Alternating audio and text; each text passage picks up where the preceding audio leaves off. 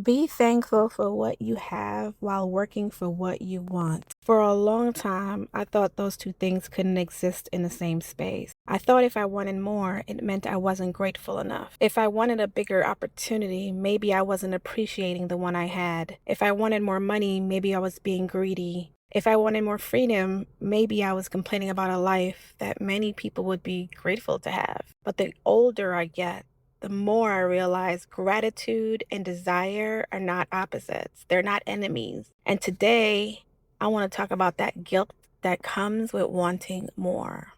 Subscribe to my mommy's channel. Like, comment, and share.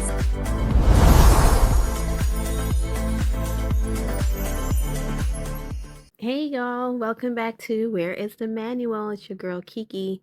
And today, I want to talk about something that's been sitting with me lately. The guilt of wanting more. Not because I'm necessarily unhappy, not because my life is bad. Interestingly, in many ways, my life is exactly what I prayed for, right? I have an amazing daughter. I'm healthy. I've built a career that I'm proud of. I have a home, a car. I have money in my bank, right?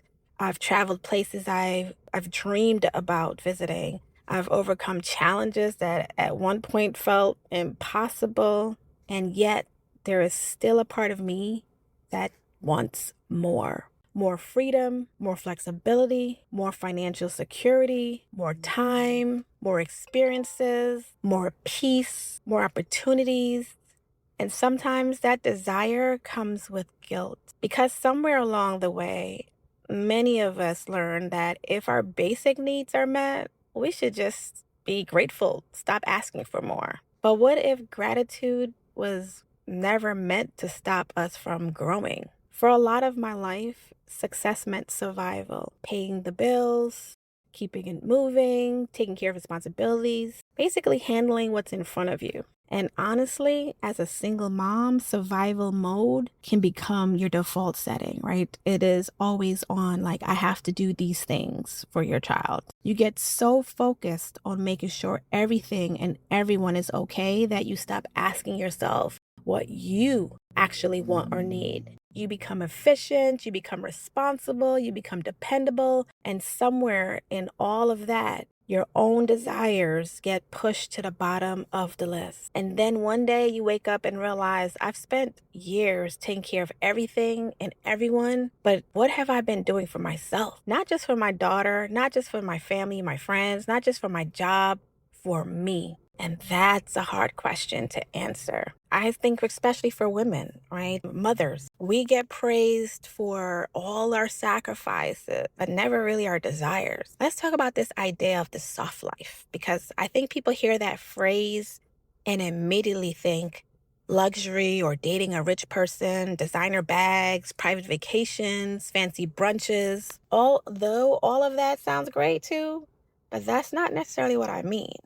The soft life I'm talking about is I'm wanting peace. The soft life I want is not checking my bank account before every purchase. The soft life I want is taking care of my daughter and making sure that we are able to go on trips because we want to go and not because I spent 6 months figuring out how to make it work and sacrificing and working hard. The soft life I want is being able to rest without feeling guilty. The soft life I want is not carrying every responsibility by myself. The soft life I want is having options. And honestly, I don't think that's too much to ask. I think sometimes we romanticize struggle so much that we've forgotten that life is supposed to be enjoyed too. Why do we act like exhaustion is proof that we're doing enough? Why do we celebrate burnout like it's some badge of honor? Why do we think everything meaningful has to be difficult? I'm not saying that life should have or should not have any challenges. I'm just saying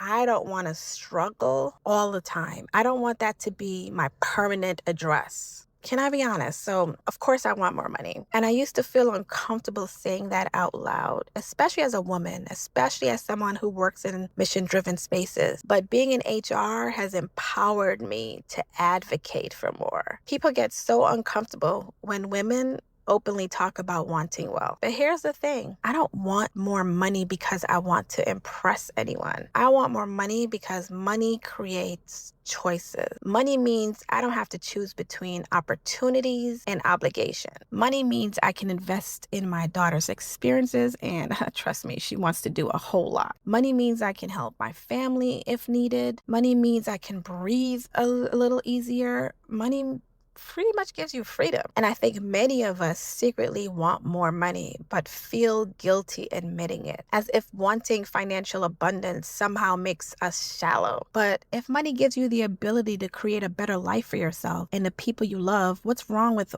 wanting more of it, right? But if I'm really honest, the thing I want most isn't money. It's time. As parents, we hear it constantly. They grow up so fast. And when your child is little, it sounds very cliche, right? I mean, so many people like treasure these moments. It's gonna go by fast. And then of course you're like, whatever. And then one day you realize it's true. And mind you, my daughter's only 7.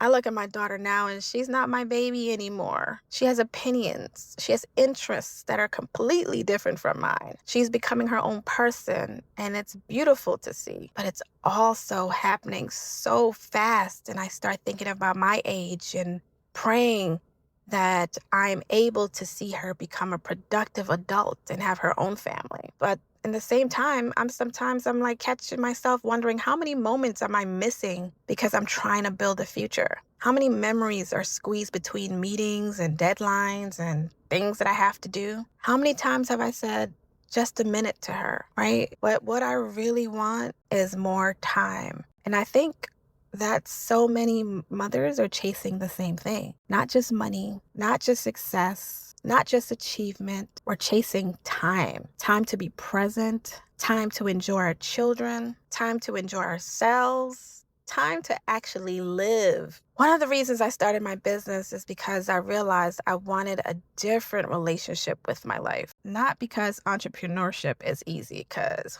it is not at all. Some days, actually most days, it feels harder than any job I've ever even had. But I wanted to see if I could build something that aligned with my values, something that gave me more ownership, more flexibility, more possibility. I didn't start a business because I had all the answers, because I sure don't. I started because I was willing to ask different questions. What if success looks different? What if I didn't have to choose between impact and flexibility? What if I could build something that supported the life I actually want? I don't know exactly where this journey will lead me, but I know I do not want to spend the next 10 years wondering what if, right? Wondering what if wanting more is actually growth. I think the biggest lie guilt tells us is if you were truly grateful, you wouldn't want more, right? That's a lie. But when I think about every area of growth in my life, it started with wanting something more or different, right? More knowledge, more opportunity, more healing, more confidence, more courage, more purpose. So maybe wanting more isn't a character flaw. Maybe it is growth, trying to get your attention. Maybe it's God placing something on your heart for a reason. Maybe it's a sign that you've outgrown the space you're currently in. So today, I wanted you to sit with a few questions that I've been thinking about myself, right? Where have you convinced yourself to settle because you felt guilty wanting more? What dreams keep showing up that you continue to push away? Because Lord knows I was supposed to be starting this business at least 5-6 years ago. What would you pursue if you weren't worried about being judged, right? Or worried about, is it going to work out? Will I fail? What does your version of the soft life actually look like? And are you building a life that moves you closer to those needs and those desires and those dreams? Here's the final lesson. Maybe the goal isn't to choose between gratitude and ambition. Maybe the goal is to hold both, to be thankful for everything you've built thus far, to celebrate how far you've come, and still give permission to want more, right? Still give permission to want more peace, more joy, more freedom, more abundance, more life. Because wanting more doesn't make you ungrateful. It means you're still growing. And growth is nothing to apologize for. This is Where is the Manual? Because clearly nobody gave us one. But maybe today's lessons is you don't have to shrink your dreams to prove you're grateful for your blessings. You can honor both, and maybe that's exactly where your next chapter begins. Subscribe to my mommy